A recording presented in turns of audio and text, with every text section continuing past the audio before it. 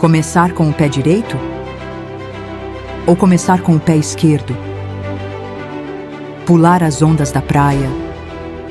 Usar roupa branca? Muito dinheiro no bolso? Saúde para dar e vender? Em mais um início de ano, todos estão à procura do grande segredo para um ano feliz e satisfeito.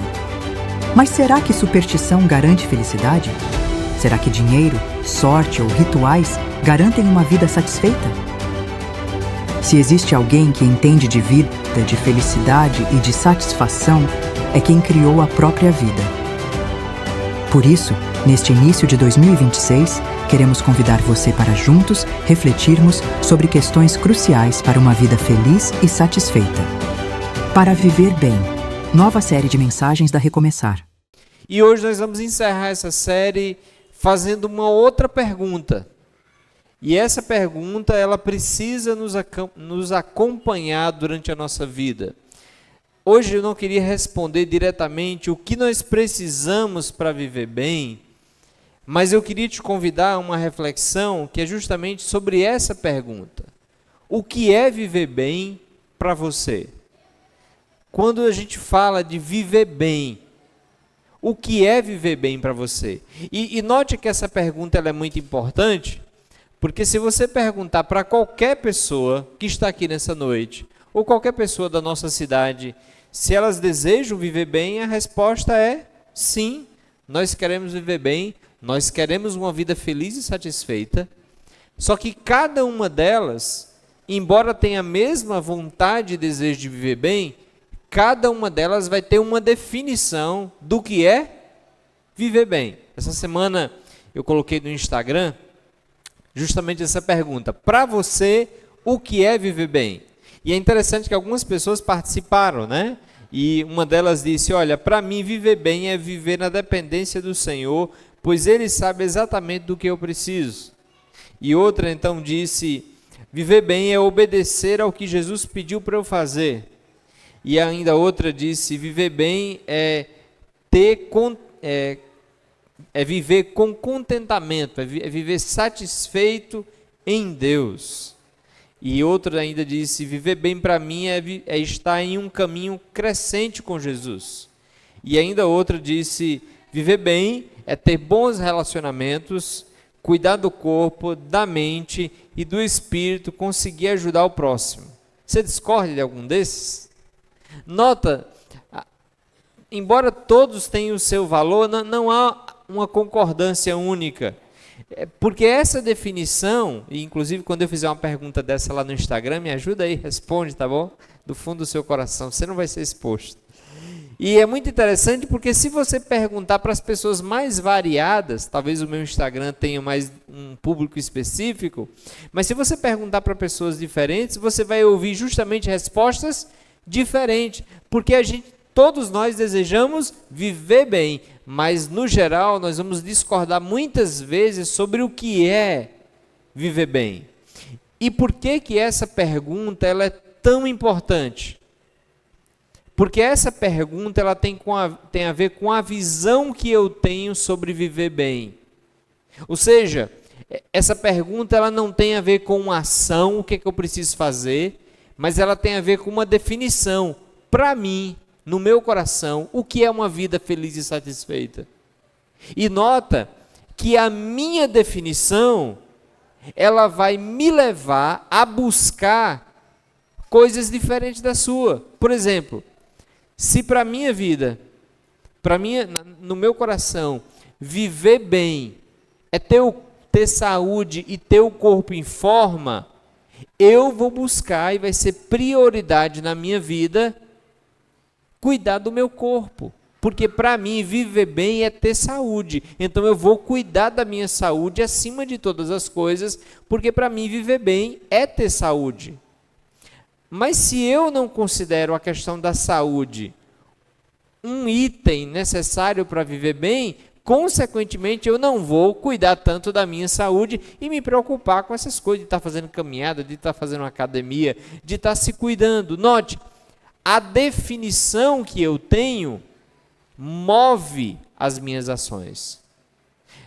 Só que poucas vezes a gente percebe ou para para avaliar as nossas intenções. A gente costuma muito avaliar as nossas ações, mas não o que move nossas ações. Só que o que move nossas ações são as nossas convicções. É por isso que a mensagem de hoje ela é tão desafiadora e ela é muito inteligente, porque ela está te convidando a pensar no que lhe move. Você trabalha. A pergunta não é se você trabalha, é por que você trabalha. Você quer ser feliz, mas a pergunta não é se você quer ser feliz, é o que para você é felicidade? O que para você é uma vida feliz e satisfeita? E para nos ajudar hoje, nós vamos voltar um bom tempo na história. E nós vamos falar sobre um período da história que a Bíblia fala, que a palavra de Deus fala, na formação de um povo. E aqui a gente vai acompanhar numa linha cronológica, e eu peço que você fique bem atento para você conseguir entender a perspectiva bíblica. Algumas pessoas, elas nunca tiveram o privilégio, a oportunidade de ler a Bíblia, e para muitas delas a Bíblia ainda é um livro muito difícil. Hoje a gente vai falar de uma história que começa no primeiro livro da Bíblia, que é o livro de Gênesis, capítulo 12. O livro de Gênesis, capítulo 12, é o primeiro livro da Bíblia, e nesse livro Deus vai começar a cumprir a sua promessa de mandar o Salvador, que é Jesus, e ele vai fazer isso chamando uma pessoa, e essa família vai formar família, e dessa família que no futuro, mais de 2000 anos depois, vai vir o Salvador, que é Jesus. Gênesis 12, por exemplo, começa com a história de um homem chamado Abraão. Esse homem está lá em Gênesis capítulo 12, Abrão, depois passa a se chamar Abraão. Ele não tem filhos, ele tem um relacionamento de casamento. Se você tiver sua Bíblia, você pode inclusive ir acompanhando aí enquanto a gente vai falando, para você ter um contato cronológico. Então, Gênesis 12, você vai encontrar a história de Abraão, Deus chamando esse homem, e por meio desse homem, Deus vai trazer o Salvador, ele vai dar sequência ao seu plano. Esse homem, ele tem um filho chamado Isaac. Por meio de Isaac, Deus promete que vai continuar a promessa que ele fez a Abraão. Isaac tem filhos, Deus escolhe o filho de Isaac chamado Jacó, e Deus diz, por meio de Jacó, eu vou continuar fazendo o meu nome. Então note, a família de Abraão, ela está crescendo. Deus prometeu que essa família iria crescer, e por meio dela viria o Salvador, e que por meio dela todas as famílias da terra seriam abençoadas. Da família de Jacó, Deus escolheu José, e José, em um determinado momento da sua vida, ele foi levado. Nesse período, esse povo de Deus, eles andavam andarilhos, eles não tinham um lugar fixo para ficar. Deus mandou Abraão sair da sua terra e disse: Abraão, eu vou cuidar de você e eu vou lhe dar uma terra boa. A sua família vai ter terra, eu vou providenciar. E então esse povo não tinha terra. E no lugar que eles estavam, então começou a vir uma grande fome, uma grande situação. Antes disso, José foi levado ao Egito. E terminou que com a fome que veio depois, toda a família foi levada para o Egito. E eles viveram ali, receberam o cuidado de Deus. Só que o povo de Israel, esse povo chamado povo de Israel, esse povo, ele então passou mais de 400 anos no Egito. Enquanto José estava vivo, eles se deram muito bem no Egito. Mas quando José morreu, eles se tornaram escravos do Egito. Lembra, eles são levados para lá, José chega num patamar alto, que é o patamar de governador de todo o Egito. Só que quando José morre, aquele povo minoria ali, eles começam a ser perseguidos, escravizados, e mesmo crescendo, o povo de Deus estava como escravos no Egito. Isso dura muito tempo. Isso está em Êxodo, do capítulo 1 até o capítulo 12. E esse período, ele é marcado por grande escravidão. São muitos anos em que o povo de Deus, ele é escravo. E Deus então promete libertar esse povo. Deus vai libertar esse povo. E Deus vai usar um homem chamado Moisés. E aí Deus vai mandar, se você ler Êxodo 1 a 12, você vai ver que Deus manda 10 pragas, ele faz 10 milagres para libertar o povo do Egito, da escravidão, e levar o povo em direção à terra que ele prometeu. Deus faz isso por meio dessas 10 milagres, 10 pragas. Deus liberta o povo e o povo então sai do Egito e ele vai pelo deserto em direção à terra prometida. Deus leva o povo pelo deserto.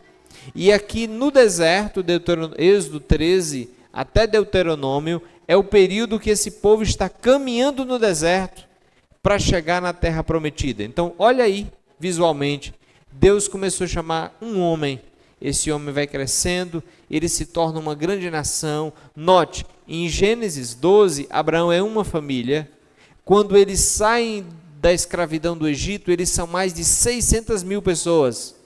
Deus formou um grande povo.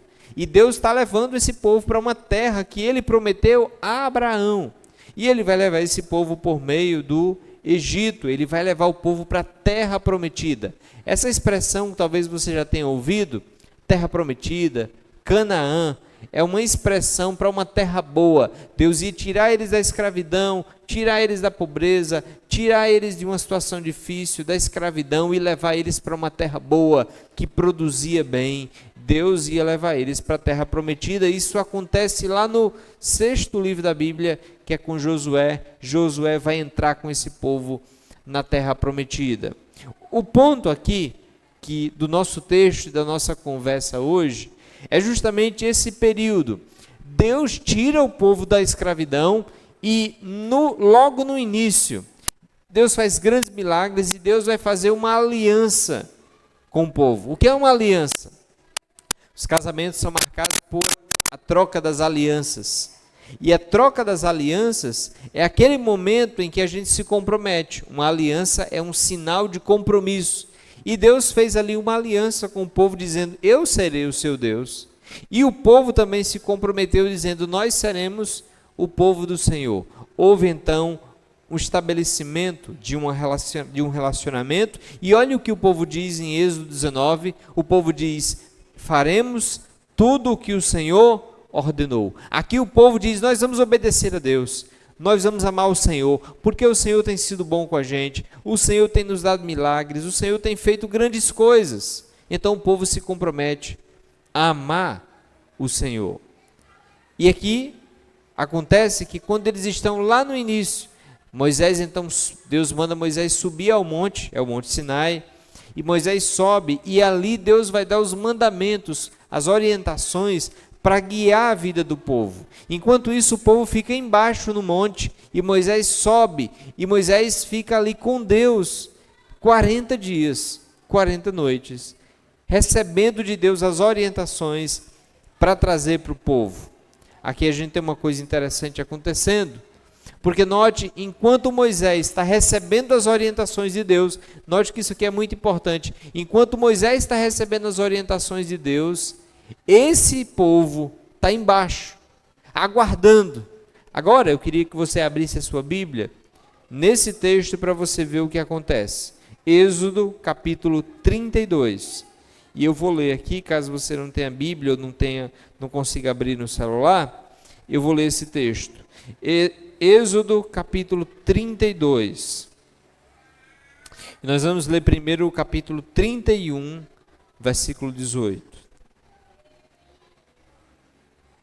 Êxodo capítulo 31, versículo 18. Enquanto você abre, eu queria só que você percebesse nessa imagem que Deus está cuidando do povo, Deus está guiando o povo, Deus está fazendo bem para o povo. E Deus agora, nesse momento, Ele está falando com Moisés e dando as orientações para esse povo, porque esse Deus fez uma aliança com esse povo. Versículo 18 do capítulo 31 de Êxodo diz assim: quando o Senhor terminou de falar com Moisés no monte Sinai, entregou-lhe as 2 tábuas de pedra gravadas com os termos da aliança escritas pelo dedo de Deus. Capítulo 32. Quando o povo viu que Moisés demorava a descer do monte, reuniu-se ao redor de Arão e disse: tome uma providência, faça para nós deuses que nos guiem. Não sabemos o que aconteceu com esse Moisés que nos trouxe da terra do Egito para cá. Arão respondeu: tirem as argolas de ouro das orelhas de suas mulheres e de seus filhos e filhas e tragam para mim. Todos eles tiraram as argolas de ouro e levaram a Arão. Ele recebeu o ouro, derreteu, trabalhou nele, dando-lhe a forma de um bezerro. E quando o povo viu o bezerro de ouro, começou a exclamar, gritar e dizer: ó Israel, estes são os deuses que o tiraram da terra do Egito. E percebendo o entusiasmo do povo, Arão construiu um altar diante do bezerro e anunciou: amanhã haverá uma festa para o Senhor. E na manhã seguinte o povo se levantou cedo para apresentar holocaustos e ofertas de paz, e depois todos comeram e beberam e se entregaram à farra. Versículo 7 diz: o Senhor disse a Moisés: rápido, Moisés, desça do monte, seu povo, que você tirou da terra do Egito, se corrompeu. Como se desviaram depressa do caminho que eu lhe havia ordenado.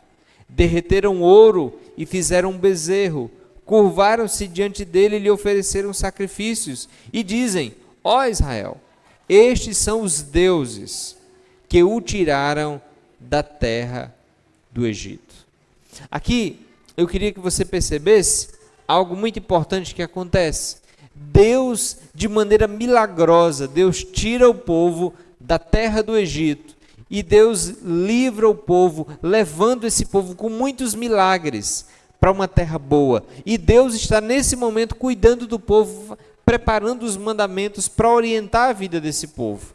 Enquanto Deus está no monte falando com Moisés e fazendo isso, o povo está embaixo, e rapidamente o povo se apressa e diz: não, vamos mudar aqui, vamos tomar outra iniciativa. E o povo então diz: faça para nós deuses que nos guiem.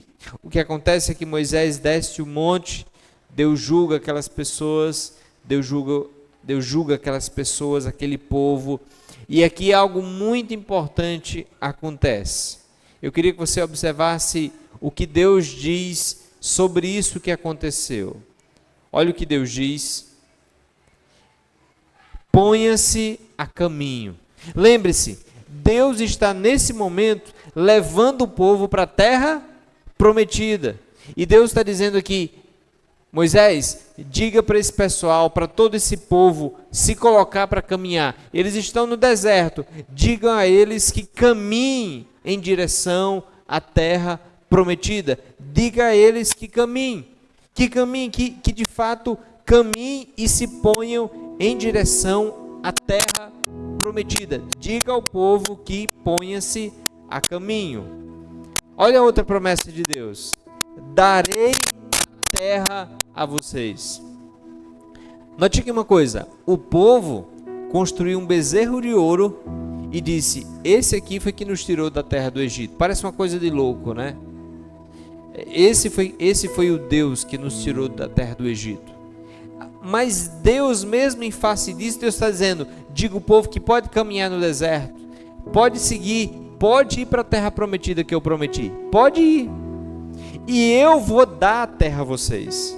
Note, não era eles que iriam conquistar, Deus iria dar a terra. Tem outra promessa que Deus dá em face da desobediência do povo. Deus diz: enviarei um anjo à frente de vocês.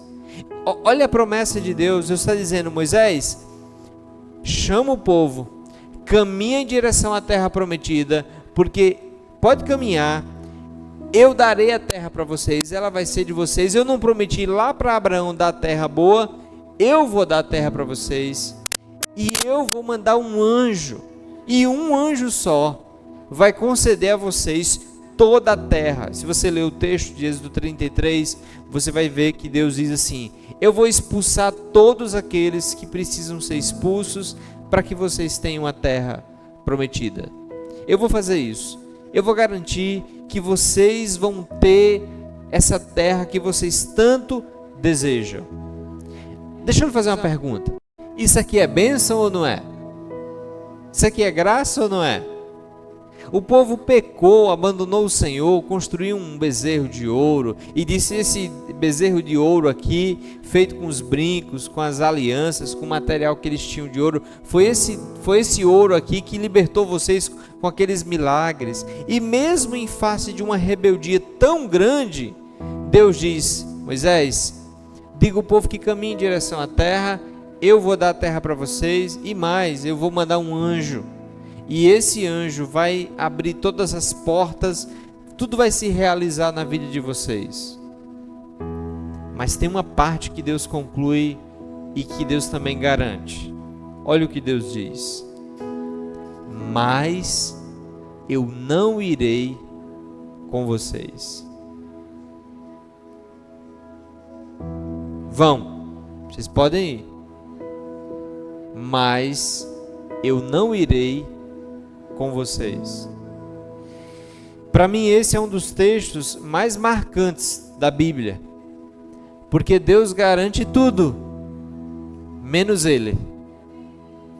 Deus garante a terra, Deus garante a proteção, Deus garante o caminho, Deus garante o bom êxito, só que Deus diz: mas eu não vou com o povo, vocês podem ir sozinhos, eu vou mandar até um anjo, e o anjo vai garantir, vocês vão ter tudo que vocês querem, e eu não irei. Eu não irei no meio de vocês. E a razão é simples, é porque o povo desprezou o Senhor. O povo queria uma garantia de segurança na vida, mas o povo não queria o Senhor. O povo queria as coisas de Deus, mas o povo não queria o próprio Deus. Então Deus dá um passo para trás e diz assim: vocês não querem a mim, vocês querem as minhas bênçãos. Então beleza, vocês podem ir, eu vou garantir, vocês vão caminhar bem, eu vou mandar um anjo, vocês vão ter todos esses milagres, só que eu não vou com vocês. E essas palavras soaram na vida do povo como um choque de realidade. E se você ler, você vai perceber que o povo diz: quando o povo ouviu essas palavras severas, chorou e deixou de usar os seus ornamentos. Êxodo 33:4. Olha que interessante, porque você deve se lembrar que o povo estava em festa com o bezerro, né? Mas aí Moisés desce, ele quebra as tábuas dos 10 mandamentos, e Deus julga aquele povo ali, e acontece toda uma situação ali. E aí Moisés vem dizer para o povo o que é que Deus decidiu. Olha, Deus decidiu o seguinte: o Deus que fez milagres, que libertou vocês, Ele decidiu: o que vocês querem vai ser satisfeito. Vocês podem ir, Ele vai mandar o anjo, podem ir que vocês vão conseguir. Só que tem uma coisa: Ele não vai. Ele vai garantir que tudo vai dar certo. Sabe aquela terra prometida que está lá na frente? Aquela terra prometida que está ali, Ele vai conceder. Só que Ele não vai. Ele não vai estar presente. E aqui acontece então um insight de inteligência, de reflexão na vida do povo, que o povo talvez coloque a mão na cabeça assim: o que é que a gente fez?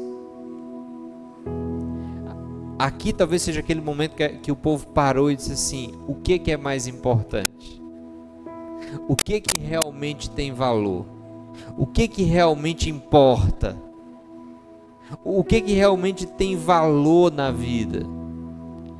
E é muito interessante porque aqui, embora o erro do povo foi muito grande, aqui também a gente vê uma contrição muito grande.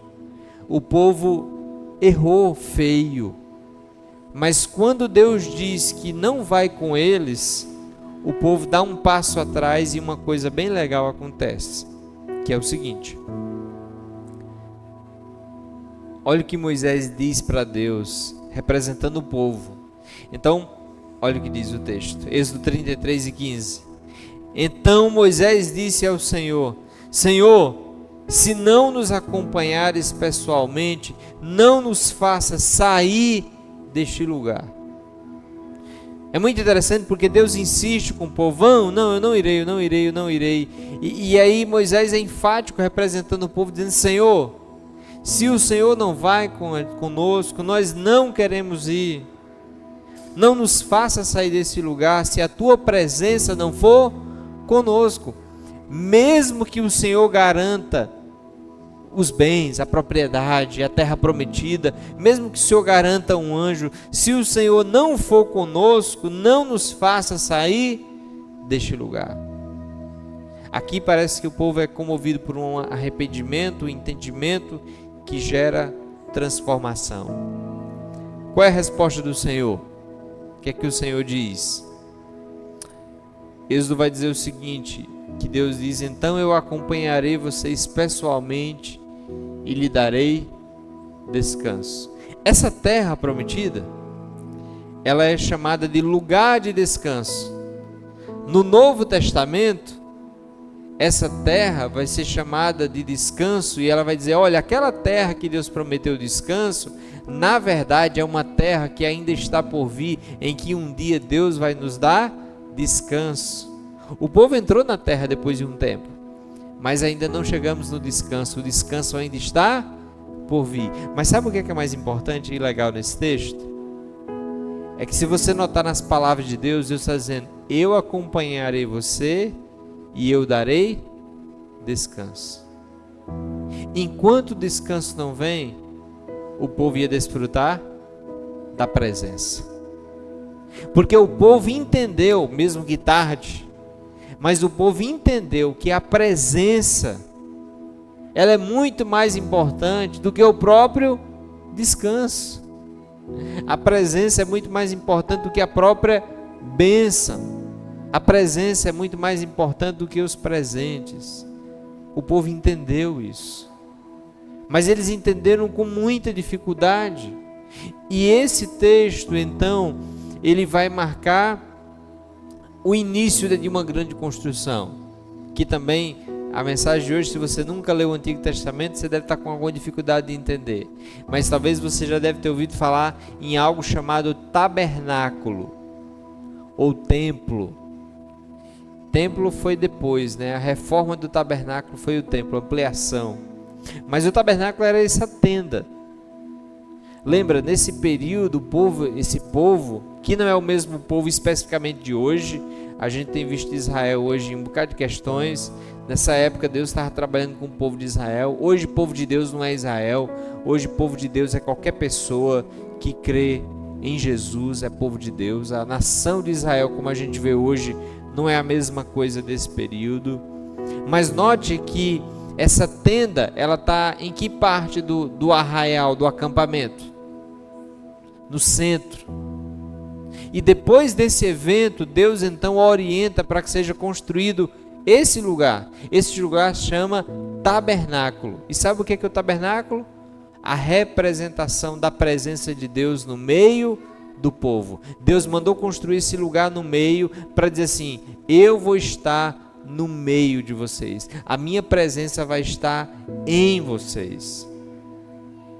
Mas isso foi depois de fruto desse momento também, em que o povo entende que perder a presença de Deus é pior do que perder qualquer dádiva de Deus. Inicialmente o povo queria as dádivas, a segurança, mas depois eles entendem com a dureza do que Deus falou, de que nenhuma bênção, nenhuma alegria é melhor do que a presença de Deus. Bem, você deve estar curioso para saber o que é que isso tem a ver com a série Para Viver Bem, uma vida feliz e satisfeita. Bem, tem tudo a ver. Note, o povo tinha uma definição de uma vida feliz e satisfeita. Naquela época, o povo entendia e eles queriam uma segurança, algo a se apegar. O Deus da Bíblia é o único Deus, não sei se você já percebeu, que não tem uma imagem, que não tem uma forma, ele é invisível. E ele manda nem fazer nenhuma forma dele. Enquanto qualquer outro Deus, pense em qualquer outro Deus. qualquer outro Deus, de qualquer outra religião, ele tem uma forma, é algo físico para se apegar. O cristianismo, o próprio judaísmo, ele não tem ídolos, é um Deus invisível, e o povo quer segurança, ele quer algo para se apegar. Fruto da convicção desse povo é, para a gente viver bem, a gente tem que ter segurança, a gente tem que ter um Deus. Quem é esse Deus? Cadê ele? A gente não vê. Aquilo ali foi um choque grande na vida das pessoas. Quando a gente pensa em aplicar esse texto hoje, a gente precisa e é convidado a repensar o que é uma vida feliz e satisfeita. Então aqui a gente finaliza com reflexão. Para você, o que é uma vida feliz e satisfeita? Lembre-se, todos nós estamos buscando uma vida feliz e satisfeita. A grande questão é o que para nós é realmente uma vida feliz e satisfeita. E aqui tem 3 coisas que eu queria que você refletisse. A primeira delas, e que para mim chama muita atenção nesse texto, é que é possível ter as bênçãos de Deus sem a presença de Deus. Olha como isso é grave. Olha como isso é sério. É possível você ter as bênçãos de Deus sem você ter a presença. Deus está dizendo: Israel, vocês podem ir, se coloquem a caminho, podem caminhar, eu vou mandar o anjo, vocês vão receber a terra prometida. Naquela época, a terra prometida era tudo que alguém podia sonhar, era uma terra que produzia tudo, era uma terra farta, era na beira de rios, era uma terra que produzia muito. E o que Deus estava dizendo é: vocês vão ter tudo que vocês desejarem, vocês serão prósperos, só que eu não estarei com vocês. Nota, gente, o perigo disso. Nós podemos ter tudo nesse mundo sem ter Deus. Às vezes a gente acha que prosperidade é um sinal de que Deus está com a gente. Já parou para pensar nisso? Se está tudo dando certo na minha vida é porque Deus está comigo. Deus está dizendo: tudo vai dar certo na sua vida, Israel, você vai ter tudo que você quis, mas eu não estarei com você. Você já parou para pensar que às vezes a gente está conquistando muita coisa justamente porque Deus não está conosco? Você já parou para pensar que às vezes a gente está prosperando justamente porque Deus está ausente e não presente? Tem um grande problema com igrejas que relacionam a prosperidade financeira com a vida espiritual. Sabe aquelas igrejas? Não, se você for fiel, Deus vai lhe dar tudo. Gente, a gente tem vários textos na Bíblia mostrando de pessoas que foram muito prósperas, justamente porque abandonaram o caminho do Senhor, porque eram infiéis, porque roubavam, porque sonegavam. E o tanto de pessoas hoje que prosperam, mas prosperam não porque são fiéis, prosperam porque são infiéis. Sim, a riqueza e a prosperidade também não é um sinal que a pessoa está prosperando porque está sem Deus. Eu posso estar prosperando porque Deus também está comigo. O perigo é achar que toda prosperidade é um sinal de que Deus está comigo, porque não é. Eu posso estar prosperando e Deus pode estar comigo. Eu posso estar prosperando e Deus pode não estar comigo. Então, meu amigo, prosperidade não é um sinal de que Deus está comigo e com você. É possível ter as bênçãos de Deus sem a presença de Deus. Deus pode, em dados momentos da vida, olhar para a nossa vida e dizer: você só quer isso aí mesmo? Você só quer vencer na vida? Você só quer ter uma carreira bem sucedida? Então você só quer ter dinheiro? Então vá, siga, seja feliz na sua carreira, você vai ter. Você quer prosperidade financeira? Siga na prosperidade financeira. Mas meu filho, eu não estou com você.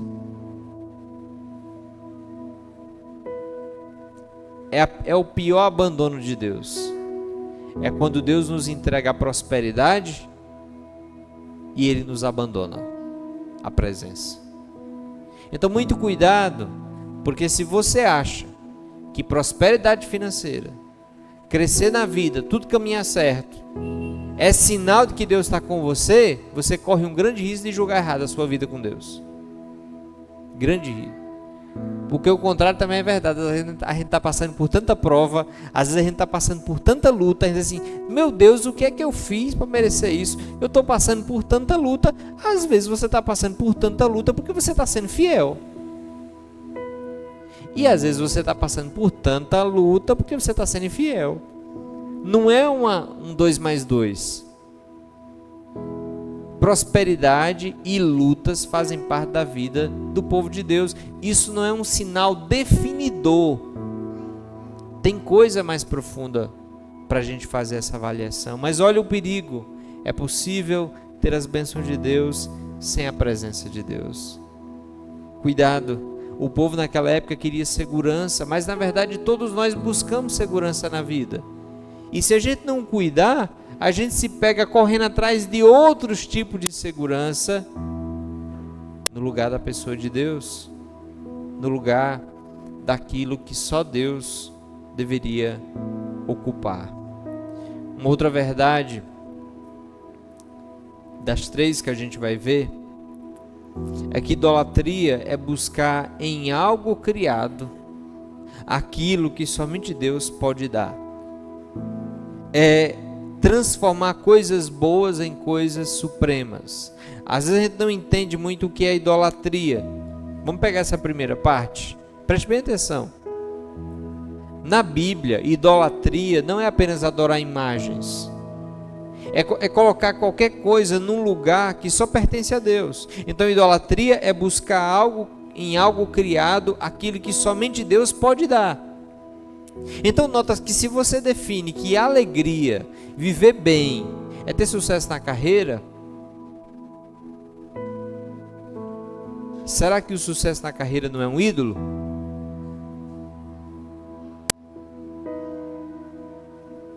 Se você coloca aqui viver bem, ter satisfação, é preciso ter uma vida em tal patamar de conforto, será que isso não é um ídolo? Porque nota, você está colocando a sua satisfação num nível de conforto. Se você coloca, por exemplo, que vida feliz e para a sua vida ser feliz, realizada, você tem que ter uma saúde boa. A gente encontra muita gente assim, rapaz, tendo saúde, a gente está feliz. Sim, se não tiver saúde. Rapaz, sem saúde não dá para ser feliz. Então a saúde é um ídolo. Porque sem saúde eu não consigo ser feliz. Então eu tenho que buscar saúde, Mas se tem algo que tira a sua felicidade, esse algo é a sua prioridade na vida, logo não é Deus. Porque se Deus for o seu contentamento e o seu prazer, o seu bem maior, mesmo que lhe falte a saúde, ainda assim você vai se alegrar em Deus, mesmo sem ter saúde, em Deus mesmo sem ter dinheiro, em Deus mesmo sem ter a carreira que você tanto queria.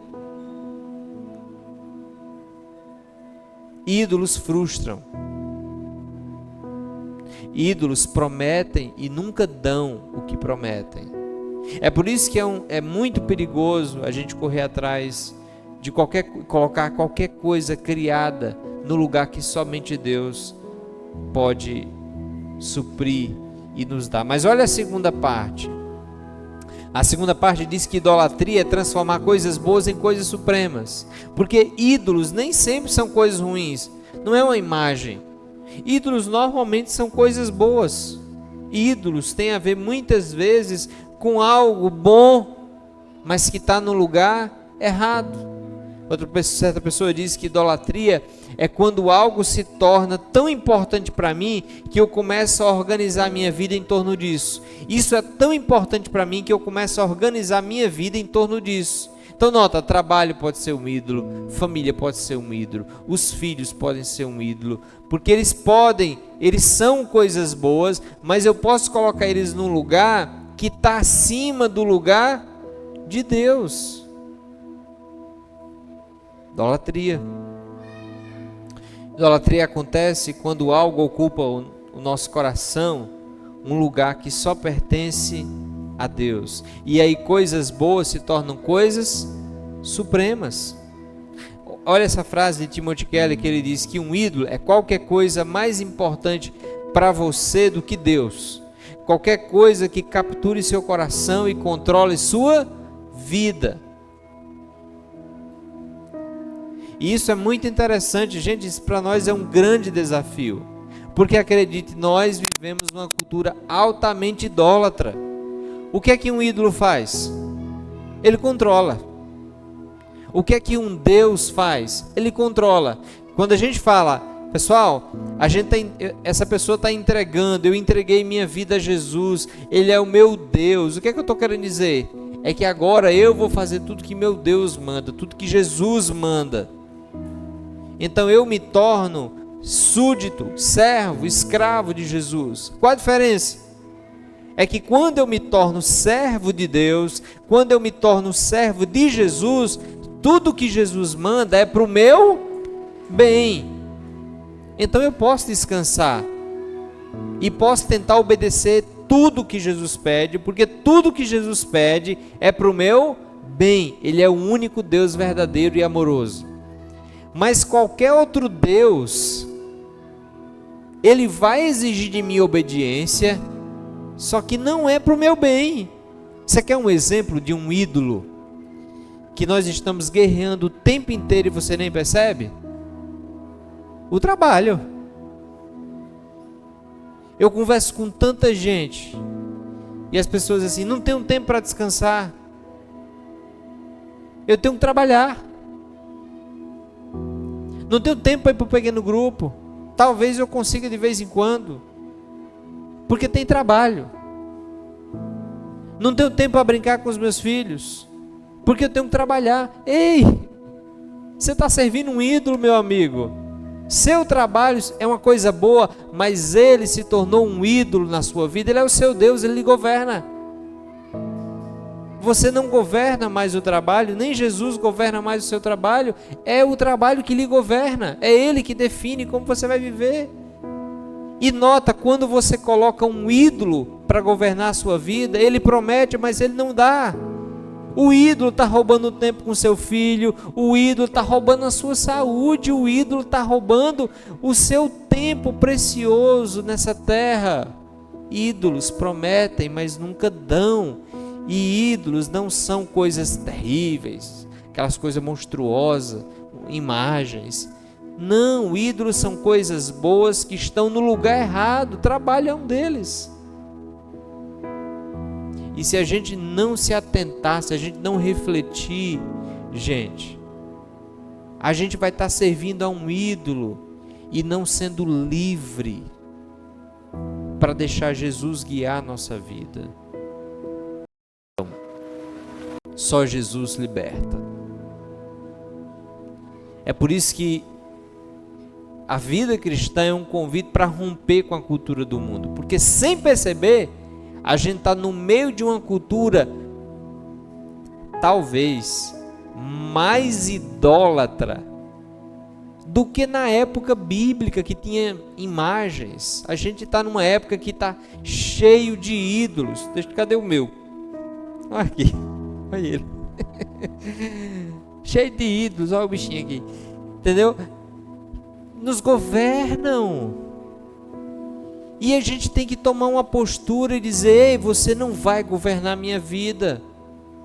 Deus, tome o seu lugar, esse aqui não tem a prioridade. Porque nota, olha o tempo de tela que a gente usa. Nos governa ou não nos governa? Nos governa, e muitas vezes o tempo de Bíblia, o tempo de vida com Deus. Então são ídolos, gente. O diabo, o maligno está ao nosso redor e ele quer nos governar. Ele não vai vir com chifre, aqueles desenhos é besteira. Eles vão vir com um iPhone 16, 17, um smartphone, um iPad, entendeu? Uma proposta irresistível de dinheiro. Ídolos prometem, mas nunca dão. Nunca dão. Idolatria, gente, é transformar coisas boas em coisas supremas. Pode ser o nosso dinheiro, nossa carreira, nossa segurança financeira, a aprovação das pessoas, relacionamento amoroso, família, sucesso, estabilidade. E note, olha o perigo, é por isso que é perigoso. É porque nada disso é pecado. Ter dinheiro é pecado? Claro que não.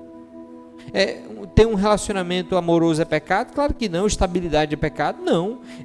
Relacionamento, um controle financeiro, uma carreira é pecado? Claro que não.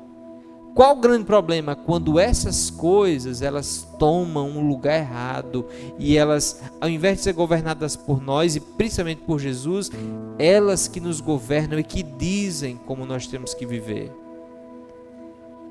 Elas que nos dizem, você tem que fazer isso. Ou seja, elas se tornam o centro, o Senhor, o governador, o governante. Esse é o grande problema. Um ídolo é aquele que você acredita que para ser feliz você precisa disso. Muito cuidado com isso. Quando você diz assim, rapaz, eu só vou ser feliz quando eu tiver isso. Pronto, isso aí é um ídolo. Isso aí é um ídolo. E na maioria das vezes eles são coisas boas que tomam o nosso coração no lugar de Jesus. Então se pergunte, o que você acredita que você precisa para ser feliz? Gente, se não vier na sua cabeça, eu preciso de Jesus, Jesus me basta, Jesus é suficiente para eu ser feliz, a gente já foi enganado, porque a gente só precisa de Jesus para ser feliz. Eu não preciso comer, não preciso de nada. Não precisa, mas essas coisas Ele dá. Mas não é a razão da sua felicidade. A razão da sua felicidade é Jesus. É Jesus. O que eu temo se eu perder? Normalmente esse temor é aquele que tem a prioridade na nossa vida. O que controla minhas decisões? Quando eu vou tomar decisões, o que é que define? O que ocupa minha mente o tempo todo? Isso revela os nossos ídolos. A gente tem que lutar com eles e guerrear. E por fim, eu queria terminar a série dizendo isso. Gente, viver bem é ter Deus como centro da vida. Viver bem é ter a presença, independente dos presentes. Viver bem é ter Jesus. Viver bem é ter Deus. Viver bem é ter Jesus, porque quem tem Jesus vai ter descanso. Mas eu posso ter descanso hoje, limitado, enganoso, passageiro. Porque o verdadeiro descanso é Jesus, e o verdadeiro descanso, quem pode dar é Jesus. Tem muita gente descansando hoje, mas não o descanso que Jesus dá. E toda alegria que Jesus não dá, ela é passageira. Toda alegria que não vem como fonte de Jesus, ela vai durar pouco tempo. Tem muita gente tendo prazer, mas a alegria verdadeira só vem da fonte verdadeira, só vem de um relacionamento com Jesus. E eu acho tão fantástico nesse texto, escrito há tantos anos atrás, que quando Deus diz, ei, vocês podem ir, vão ter tudo, mas eu não estarei com vocês. O povo dá 2 passos atrás e diz, não, a gente não quer nada se o Senhor não for conosco. Já pensou se a gente fizesse isso? Essa é uma decisão para a gente tomar. Para viver bem a gente tem que tomar essa decisão. Olha, eu não quero nada se Deus não estiver comigo. Deus, uma oração que eu ouvi uma vez, Deus, aonde os meus sonhos não forem teus, destrua os meus sonhos. Se os meus sonhos não forem os teus, acabe com meus sonhos. Isso é uma oração de fé, que acredita que os sonhos de Deus são melhores que os meus. A gente pode confiar nele. Agora, sabe o que é fantástico? É que o povo preferiu a presença do que os presentes. Agora, olha o que acontece no Novo Testamento. Vejam, a virgem ficará grávida, e ela dará à luz um filho, e o chamarão Emanuel, que significa Deus conosco. Gente, nessa época o povo adorava a Deus Espírito, mas esse texto fala de um Deus que veio até nós, ele se encarnou, Deus homem. Jesus veio, E olha que, por incrível que pareça, Ele é o Deus conosco. Porque nunca na história algo maior aconteceu, o fato de termos Deus conosco. Isso basta para você? Ter Deus com você? Ele é a prioridade. Hernando Dias Lopes, ele diz essa frase que eu acho fantástica, ele diz: Deus não é apenas o caminho para chegarmos a algo melhor. Deus é o próprio destino da nossa vida. Por isso, meu amigo, se você tem Jesus, você já tem tudo. E saber que você só vai crescer cada vez mais com Jesus, as coisas só vão melhorar. Não no sentido físico, às vezes a gente passa por umas lutas, mas quem tem Jesus, o melhor ainda está por vir. Porque nós temos a presença e nós teremos o descanso. Quem tem a presença pode ter certeza da garantia do descanso. Apocalipse é o último livro da Bíblia. E sabe como é que o último livro da Bíblia termina? Ele, Jesus, vai enxugar dos nossos olhos toda lágrima, e já não haverá morte, já não haverá choro.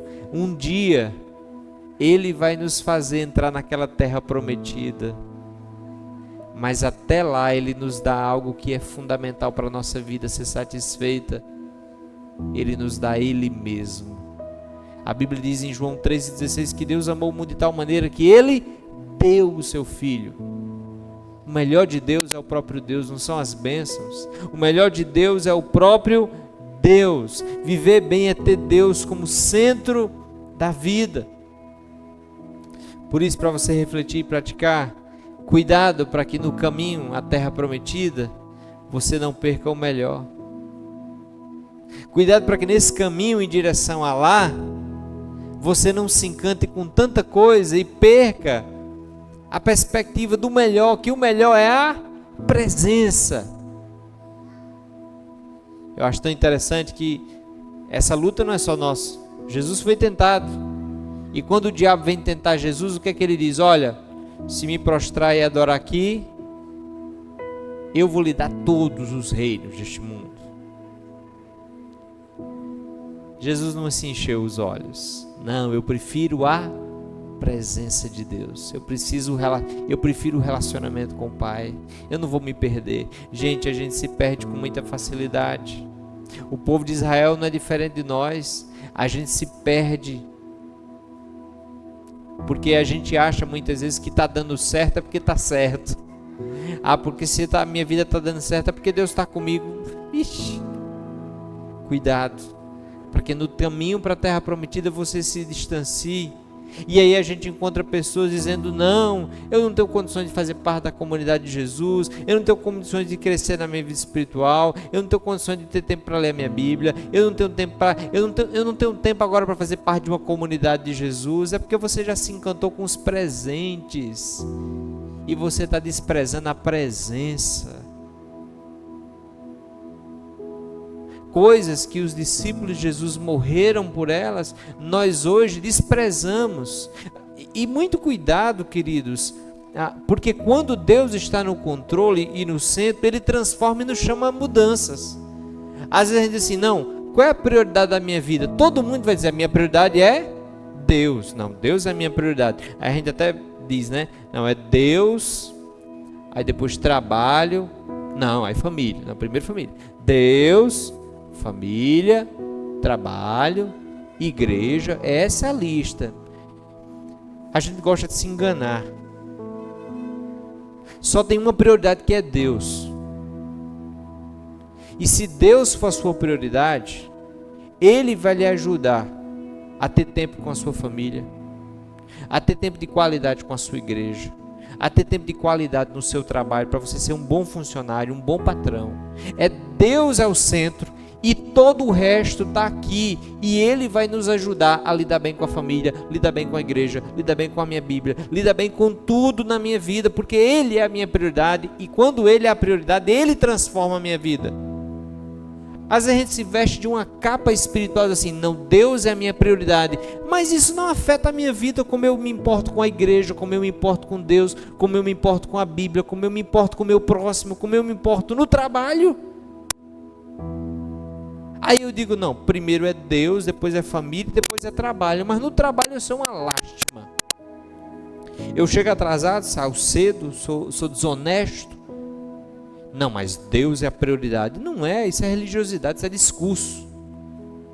Quando Deus é o centro, Ele nos chama para deixar que Ele transforme essas áreas da nossa vida.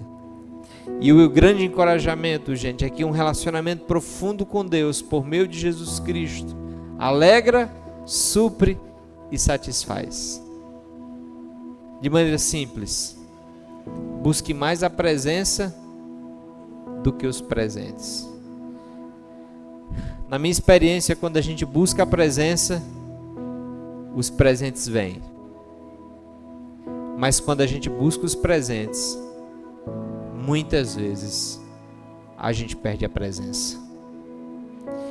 Tem muita gente cheia dos presentes de Deus, mas que perdeu a presença. Mas quem está buscando a presença de Deus, o Deus que está presente, garante os presentes.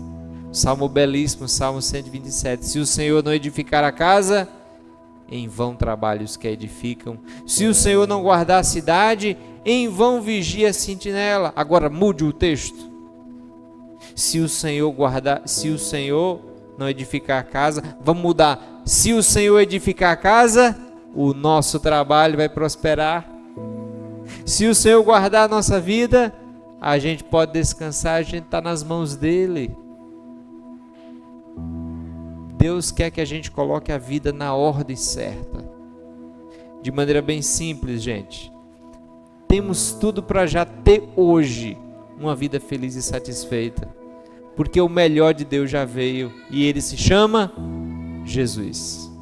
Que esse Jesus, Ele encha o nosso coração e nos dê alegria e satisfação. Um dia nós estaremos face a face com Ele e nós poderemos nos alegrar ainda mais nele. Amém? Amém?